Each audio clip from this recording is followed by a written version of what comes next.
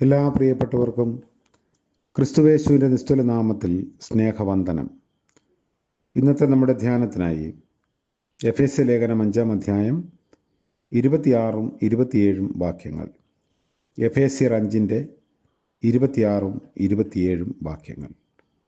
അവൻ അവളെ വചനത്തോടുകൂടിയ ജലസ്നാനത്താൽ വെടിപ്പാക്കി വിശുദ്ധീകരിക്കേണ്ടതിനും കറ, ചുളുക്കം മുതലായതൊന്നും ഇല്ലാതെ സഭയെ ശുദ്ധയും നിഷ്കളങ്കയുമായി തനിക്ക് തന്നെ തേജസ്സോടെ മുൻ നിർത്തേണ്ടതിനും തന്നെത്താൻ അവൾക്ക് വേണ്ടി ഏൽപ്പിച്ചു കൊടുത്തു. കർത്താവിൻ്റെ പരിശുദ്ധ നാമം വാഴ്ത്തപ്പെടുമാറാകട്ടെ. കുടുംബജീവിതത്തിൽ ഭർത്താവും ഭാര്യയും എങ്ങനെ വർത്തിക്കണം എന്നതിനെ നമ്മുടെ കർത്താവും സഭയും തമ്മിലുള്ള ബന്ധത്തെ സൂചിപ്പിച്ചുകൊണ്ട് പൗലോസ് പറയുന്നതാണ് ഈ വേദഭാഗം. വലിയവനായ ദൈവം നമ്മെ ഓരോരുത്തരെയും കുറിച്ച് ആഗ്രഹിക്കുന്നത് ക്രിസ്തു എന്ന തലയോളം വളരണമെന്നാണ്. ഒരു ഊനവുമില്ലാത്ത ദൈവത്തിൻ്റെ കുഞ്ഞാടായ ക്രിസ്തുവിനെ പോലെ ഊനമില്ലാത്ത ജീവിതത്തിൻ്റെ ഉടമകളായി നമ്മൾ ആയിത്തീരണം. അതാണ് നന്മയും പ്രസാദവുമുള്ള ദൈവഹിതം. രക്ഷിക്കപ്പെടുന്ന നാൾ മുതൽ പിന്നെ അങ്ങോട്ട് ക്രിസ്തീയ ജീവിതം എന്നത് ഒരു യാത്രയാണ്, അല്ലെങ്കിൽ ഒരു ഓട്ടമാണ്. ലക്ഷ്യസ്ഥാനത്ത് എത്തുന്നത് വരെ നമ്മൾ മുൻപോട്ട് പോയേ പറ്റൂ. എന്നാൽ പലപ്പോഴും നമ്മൾ അറിയാതെ നമ്മുടെ ജീവിതമാകുന്ന വസ്ത്രം കരപുരണ്ട് വികൃതമാകാറുണ്ട്, ചുളുക്കം വീണ് ഉപയോഗശൂന്യമാകാറുണ്ട്, വാട്ടവും ക്ഷയവും മാലിന്യവും സംഭവിക്കാറുണ്ട്. വെളിപ്പാട് പുസ്തകം 19-ാം അധ്യായത്തിൻ്റെ 7-8 വാക്യങ്ങൾ കാണുന്നത് അവൻ്റെ കാന്തയും തന്നെത്താൻ ഒരുക്കിയിരിക്കുന്നു. അവൾക്ക് ശുദ്ധവും ശുഭ്രവുമായ വിശേഷ വസ്ത്രം ധരിപ്പാൻ കൃപ ലഭിച്ചിരിക്കുന്നു. ആ വിശേഷ വസ്ത്രം വിശുദ്ധന്മാരുടെ നീതിപ്രവർത്തികൾ തന്നെ എന്നാണ്. അപ്പോൾ കുഞ്ഞാടിൻ്റെ കാന്തയാകാൻ തിരഞ്ഞെടുക്കപ്പെട്ടവൾക്ക് തന്നെത്താനുള്ള ഒരുക്കം വേണം. ശുദ്ധവും ശുഭ്രവുമായ വിശേഷ വസ്ത്രം എന്നത് ജീവിതമാകുന്ന വസ്ത്രത്തെ വിശുദ്ധിയോടെ കാത്തു സൂക്ഷിക്കുന്നതിനെ കുറിച്ചാണ് പറയുന്നത്. നിന്റെ വസ്ത്രം എല്ലായ്പ്പോഴും വെള്ളയായിരിക്കട്ടെ, നിന്റെ തലയിൽ എണ്ണ കുറയാതിരിക്കട്ടെ എന്ന് സഭാപ്രസംഗി 9-ാം അധ്യായത്തിൻ്റെ 8-ാം വാക്യത്തിൽ നമ്മൾ വായിക്കുന്നു. നിന്റെ ജീവിതം എല്ലായ്പ്പോഴും വിശുദ്ധവും അഭിഷേകത്തിൻ്റെ നിറവിലുമായിരിക്കട്ടെ എന്നാണ് അതിൻ്റെ അർത്ഥം. നമ്മുടെ കർത്താവിൻ്റെ രണ്ടാമത്തെ വരവെങ്കിൽ, അല്ലെങ്കിൽ നാം മരിക്കുമ്പോൾ, നമ്മുടെ പണമോ പ്രതാപമോ സ്ഥാനമാനങ്ങളോ ഒന്നും നമ്മെ പിന്തുടരുകയില്ല. എന്നാൽ നമ്മുടെ നീതി പ്രവർത്തികൾ മാത്രം നമ്മളെ പിന്തുടരും. നമ്മുടെ സകല പ്രവൃത്തികളും തീയിലൂടെ എന്ന പോലെ ശോധന ചെയ്ത് ഉദ്ദേശം കൊടുത്ത വില, മനോഭാവം മുതലായവയെല്ലാം വെളിപ്പെട്ടു വരുന്നൊരു സമയമുണ്ട്.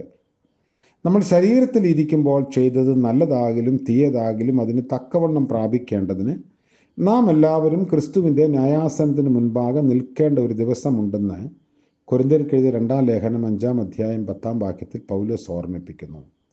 അപ്പോൾ നമ്മുടെ പ്രവൃത്തി നമ്മോടുകൂടെ സ്വർഗത്തിൽ വിലമതിക്കപ്പെടും. ആത്മമണവാളനായ നമ്മുടെ നാഥൻ്റെ കാന്ത ശുദ്ധവും ശുഭ്രവുമായ വസ്ത്രം ധരിച്ചിരിക്കണം. അതിന് തടസ്സമായ ചിലതിനെയൊക്കെ ഒഴിവാക്കണമെന്നാണ് പൗലോസ് ഓർമ്മിപ്പിക്കുന്നത്. അപ്പോൾ അവിടെയാണ് നമ്മൾ കറ, ചുളുക്കം, പത്രോസിന്റെ ലേഖനത്തിൽ ക്ഷയം എന്ന വാക്കുകളൊക്കെ കാണുന്നത്.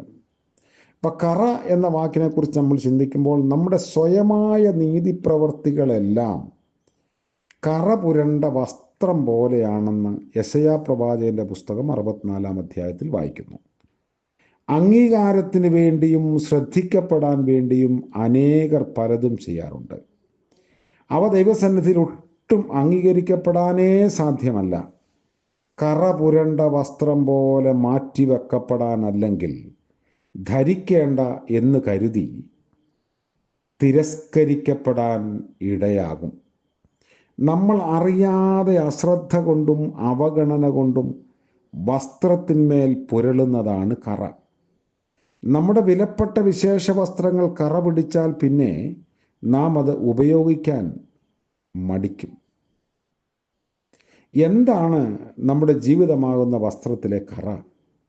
യൂദായുടെ ലേഖനം 23-ാം വാക്യത്തിൽ നമ്മൾ കാണുന്നത്, ജഡത്താൽ കറ പിടിച്ച അങ്കി പോലും പകച്ചുകൊണ്ട് ചിലരെ രക്ഷിക്കാനാണ്.